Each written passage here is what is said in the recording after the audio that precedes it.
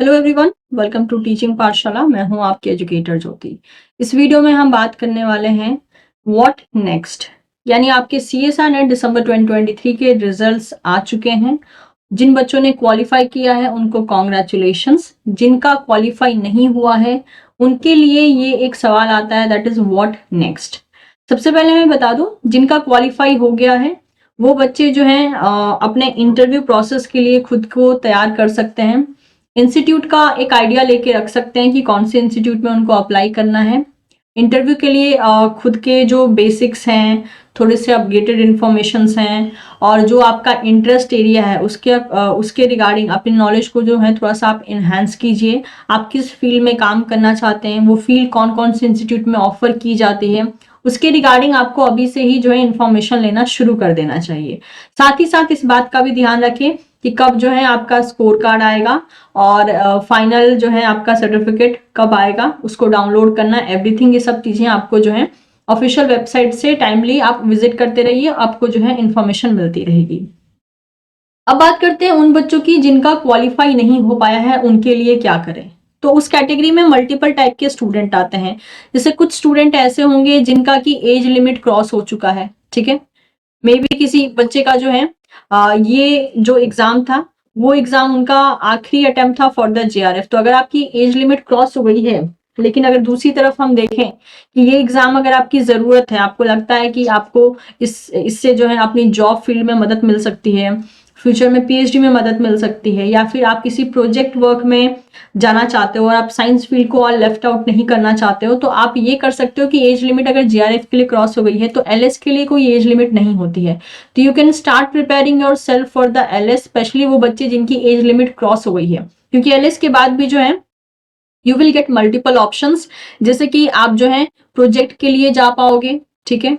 इसके अलावा काफी ऐसी इंस्टीट्यूट होते हैं जो कि पीएचडी भी जो है ऑफर करती है, लेकिन उसके साथ ऑब्वियसली आपका जो है गेट जैसे कुछ एग्जाम्स को अभी वो क्वालिफिकेशन मांगती है। And as you know, GATE को क्वालिफाई करने के लिए कोई एज लिमिट नहीं है। तो उस केसेस में आप नेट एलएस और गेट का अच्छा कॉम्बिनेशन, यानी अगर आपकी अच्छी रैंकिंग रही, अच्छा स्कोर रहा गेट में और एलएस की भी अच्छी रैंकिंग रही, तो चांसेस हैं कि काफी ऐसे इंस्टीट्यूट होते हैं जो कि इस बेसिस पे आपको सेलेक्ट कर लेते हैं फॉर पीएचडी। मेरे ही काफी ऐसे फ्रेंड्स हैं जो कि ये दोनों का कॉम्बिनेशन, यानी नेट एलएस एंड गेट का कॉम्बिनेशन लेके काफी अच्छी अच्छी आईआईटी से जो है पीएचडी कर रहे हैं। क्योंकि आईआईटी में पीएचडी करने के लिए आपको गेट लगता है, एलएस नहीं भी हो तो भी चलता है। तो इन दैट केस आप जो है अगर एज लिमिट क्रॉस हो गई है तो आप गेट के थ्रू भी अपना पीएचडी का सपना पूरा कर सकते हैं। ऐसा नहीं है कि हाँ आपकी एज लिमिट अगर क्रॉस हो गई है तो आप पीएचडी आप नहीं कर सकते, बिल्कुल कर सकते हैं। आप गेट के थ्रू पीएचडी कीजिए, उस केस में आपको आईआईटीज हो गया, ठीक है, एनआईटीज हो गया, ऐसे इंस्टीट्यूट में जो है आपको पीएचडी मिल सकती है। और सबसे अच्छी बात, गेट की कोई एज लिमिट नहीं होती है, ठीक है। तो ये सॉल्यूशन उन बच्चों के लिए था जिनकी एज लिमिट क्रॉस हो गई है। नेक्स्ट, अब कुछ ऐसे बच्चे भी होंगे जो कि लास्ट 6 मंथ में उन्होंने तैयारी की थी, ठीक है, लास्ट 6 मंथ से तैयारी कर रहे थे और उसके बाद जो है उन्होंने दिसंबर 2023 का एग्जाम दिया था और उनका एग्जाम जो है क्लियर नहीं हुआ। तो ऐसे बच्चे जो हैं, सबसे पहले तो इस केस में आपको ये देखना चाहिए कि आपके वीक पॉइंट्स क्या थे, यानी लूप होल्स क्या थे। वो लूप होल्स को आपको जो है दूर करना है। अब काफी ऐसे बच्चे होते हैं जो कहते हैं मैम हमको पता नहीं चला हमारे वीक पॉइंट क्या थे। तो सबसे सही तरीका है पता करने का कि आपने आपने मार्क्स कहाँ गवाए। अगर आपका ये कहना है कि आपको सब कुछ आता था पेपर में, तो नाउ द क्वेश्चन इज कि क्वेश्चन क्यों नहीं सॉल्व हुए। वो जो क्यों का जवाब होता है ना, वाई, कि मेरे नंबर क्यों अच्छे नहीं बने। ऑब्वियसली ये बात तो आपको पता होगी क्योंकि आप पेपर देकर आए हो। क्या हुआ, क्या क्वेश्चन समझ में नहीं आए, क्या आपने ऑप्शन गलत कर दिए, क्यों गलत किए, दो ऑप्शन में कंफ्यूजन क्यों आया, क्यों नेगेटिव मार्क्स इतना देकर आए। ये क्यों का जब आप जवाब मांगोगे ना खुद से, तो आपको आइडिया मिल जाएगा कि आपका वीक पॉइंट एक्चुअल में क्या है और उस वीक पॉइंट पे काम कीजिए। काफी ऐसे भी स्टूडेंट होंगे जो 6 मंथ में उन्होंने तैयारी की होगी और एग्जाम क्वालिफाई नहीं कर पाए होंगे। उनसे मेरा रिक्वेस्ट है कि try to target maximum unit. In fact मैं तो अभी कहूंगी सबसे सेफ साइड ये है स्कोर करने का कि आप पूरा का पूरा सिलेबस टारगेट कर लीजिए। उससे क्या होगा कि अगर एक दो यूनिट से टफ क्वेश्चन भी आ गए ना, तो बाकी यूनिट्स आपको बचा लेंगी और क्वालिफाइंग मार्क्स आपके चले आएंगे। तो उस केस में जो है आप मैक्सिमम यूनिट टारगेट कीजिए। अगर आप पहले 8 यूनिट टारगेट किए थे तो आप 10 कर दीजिए, पहले 10 करके भी एग्जाम क्वालिफाई नहीं हुआ तो 12 कर लीजिए, ठीक है। पहले 11 किया था, एग्जाम क्वालिफाई नहीं हुआ तो और जो 2 बाकी हैं उसको भी कर लीजिए, क्योंकि सबसे बेटर तरीका होता है मार्क्स बढ़ाने का कि आप यूनिट बढ़ा लीजिए। ये मतलब सीधा सा एक ऑप्शन होता है। और अगर आप ऐसे स्टूडेंट हैं जो कि 6 मंथ में तैयारी की और पूरा यूनिट टारगेट किए थे फिर भी एग्जाम क्वालिफाई नहीं हुआ, तो इन दैट केस ऑल्सो आपको जो है अपना वीक पॉइंट पता करने की जरूरत है कि क्यों नहीं हुआ, ठीक है। कुछ ऐसे भी स्टूडेंट होंगे जो कि 12 मंथ से तैयारी कर रहे थे, लास्ट 1 साल से तैयारी कर रहे हैं और उन्होंने दिसंबर 2023 को टारगेट बनाया और वो एग्जाम क्लियर नहीं हुआ, ठीक है। तो इन दोनों ही बच्चों के लिए, ये जो दोनों के दोनों बच्चे हैं ना, इधर you are from 6 month preparation batch या फिर 12 मंथ प्रिपरेशन बैच, ये दोनों ही बच्चों के लिए ये सजेशन है कि पहले तो आपको जो है अपने वीक पॉइंट को फाइंड आउट करना है, ठीक है। और जब आप अपने लूप होल्स पता करोगे तो आपको पता चलेगा कि कहाँ गलतियां हुई। आपके पढ़े हुए एरिया से अगर क्वेश्चन ऐसा आया था जो कि आपसे सॉल्व नहीं हुआ और कोई और बच्चा कह रहा है कि वो क्वेश्चन तो ईजी था, वो तो सॉल्व हो गया, मतलब कि शायद आपके इन डेप्थ नॉलेज में थोड़ी कमी थी, उस नॉलेज को बढ़ाइए। जो लेटेस्ट क्वेश्चन आए हैं उसको सॉल्व करके देखिए। और क्योंकि अभी ये जो 6 से 12 महीने से जो बच्चे अभी तैयारी कर रहे थे, अगर अभी मैं कहूँ फेब चल रहा है तो मार्च अप्रैल मई 3 मंथ का टाइम हमारे पास बाकी है, यानी 3.5 बोल लीजिए, ठीक है। 3.5 मंथ में जो है लगभग आपको रफली भी कहूँ तो 150 डेज हम लेके चल सकते हैं कि 150 डेज का टाइम जो है बाकी है। अब ये जो 6 टू 12 मंथ वाले जो बच्चे थे जो पिछले 1 साल या 6 महीने से तैयारी कर रहे थे, उनका एग्जाम क्लियर नहीं हुआ, तो वो इस 150 डेज को कैसे टारगेट कर सकते हैं, इसको कैसे जो है यूटिलाइज कर सकते हैं। तो इसमें आप कुछ ऐसे न्यू यूनिट टारगेट कीजिए जो आपने पहले टारगेट नहीं किया था, ताकि आपके मार्क्स बढ़े, ठीक है। प्रैक्टिस को बढ़ाइए, ठीक है, प्रैक्टिस को बढ़ाइए ताकि जहां भी आपसे क्वेश्चन में गलती हुई है उस क्वेश्चन में इंप्रूवमेंट आए।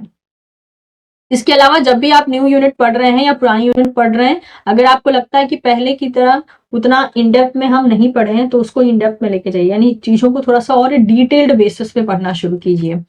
पेपर को एनालाइज कीजिए और देखिए कि वो क्वेश्चन जो आपसे एग्जाम हॉल में गलती हुई थी क्या वो अभी भी गलत हो रहे हैं।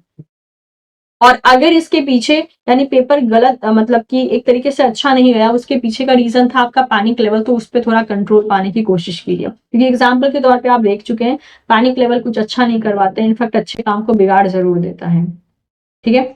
तो जो भी बच्चे पहले से तैयारी कर रहे थे 6 मंथ 12 मंथ, यानी ऐसे बच्चे जो जून 2023 से तैयार करना शुरू किए थे या फिर जैन 2023 से तैयारी शुरू किए थे और उनका दिसंबर 2023 टारगेट था, उन सब बच्चों के लिए ये सारा का सारा ऑप्शन है।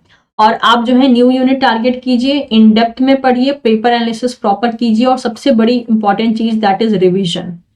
रिवीजन को छोड़ना नहीं है। जो यूनिट बहुत अच्छे से तैयार है उसको महीने में 1 से 2 बार रिवाइज कीजिए, जो यूनिट टफ लगती है उसको मल्टीपल टाइम रिवाइज कीजिए। अपने पूरे टाइम टेबल को जो है आप लर्निंग, ठीक है, यानी नए टॉपिक का लर्निंग हो गया, प्रैक्टिस, तो क्वेश्चंस आए हैं उसकी प्रैक्टिस एंड रिवीजन, इसमें डिवाइड कर दीजिए। जब इसमें आप डिवाइड करेंगे तभी आपको पता चलेगा कि आप नया क्या लर्न कर रहे हैं, कौन सी पुरानी चीज को रिवाइज करना है, और जो क्वेश्चंस नए नए पूछे गए हैं या पहले जिस टाइप के क्वेश्चंस आप सॉल्व नहीं कर पाए थे उसको आप इंक्लूड कीजिए। और जो लेटेस्ट रिसर्च चल रही है, स्पेशली ऐसे रिसर्च जो कि आपके CSR के टॉपिक से थोड़ा बहुत क्लैश कर रही हैं, ऐसे रिसर्च के बारे में थोड़ा बहुत अलर्ट रहिए, क्योंकि आजकल एप्लीकेशन बेस्ड क्वेश्चन आ रहे हैं, तो थोड़े बहुत ऐसे रिसर्च को या मेथडोलॉजीज को आपको अपने टॉपिक में इंक्लूड करना चाहिए जो कि आजकल में हॉट टॉपिक की तरह चल रहे हैं। तो ये कुछ पॉइंट्स थे। और जो बच्चे फिलहाल में अभी जून 2024 एग्जाम देंगे, यानी जिन्होंने 6 मंथ टारगेट किया है, उनके लिए तो मैं ऑलरेडी स्ट्रैटेजी रिलीज कर चुकी हूँ, 6 मंथ स्ट्रैटेजी। तो उम्मीद करती हूँ वो भी स्ट्रैटेजी जो है बच्चों ने देख ली होगी। और जो बच्चे ऑलरेडी जो है जैन 2024 से तैयारी कर रहे हैं, वो अपने फुल फ्लेजेड तरीके से तैयारी में लगे रह सकते हैं जैसा वो पहले से ही लगे हुए थे। लेकिन जो बच्चे अभी मतलब क्योंकि अभी रिजल्ट आ गया है तो अभी आपको आइडिया मिल गया कि यस आप क्वालिफाई किए हो या नहीं क्वालिफाई किए हो।